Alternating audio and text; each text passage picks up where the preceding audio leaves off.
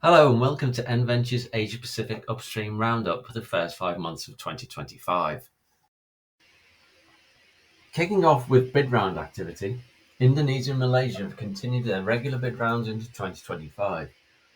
Thailand has had its first onshore blocks on offer since 2021, and Vietnam has two offshore blocks open. And after a long hiatus, Cambodia announced at CPEX in May that all of its unlicensed blocks are open for negotiation, likely to have been spurred on by the uptick in bid rounds in the region in the past few years. On this slide, I've highlighted some of the notable changes to licenses.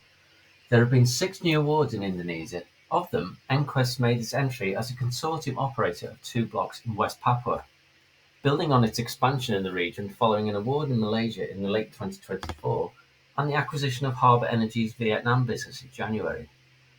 2 new PSCs were awarded in Malaysia from the latest 2024 bid round.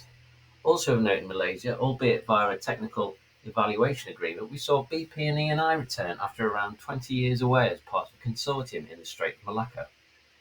And in the offshore Otway Basin, Victoria, Australia, OG Energy acquired Mitsui's interest to partner with Amplitude Energy, and recently Kane joined ConocoPhillips in its 2 blocks. It's been a slow start to exploration drilling in 2025, with the number of wells drilled in the region down by around 10 wells compared with the same period in 2024. In the mature Cooper Basin, Australia, minor discoveries are still being made, and in Indonesia, AMP made a modest 20 million barrel discovery with West Calabar 1 in central Sumatra.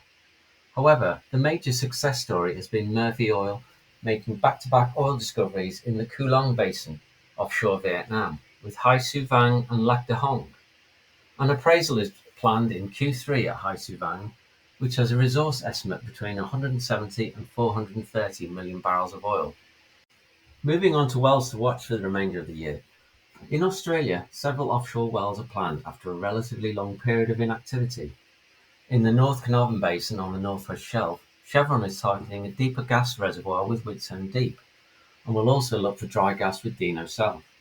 Meanwhile, the Transocean Equinox semi-submersible is lined up to drill at least 6 exploration wells starting this year in the waters south of Victoria in the Otway Basin.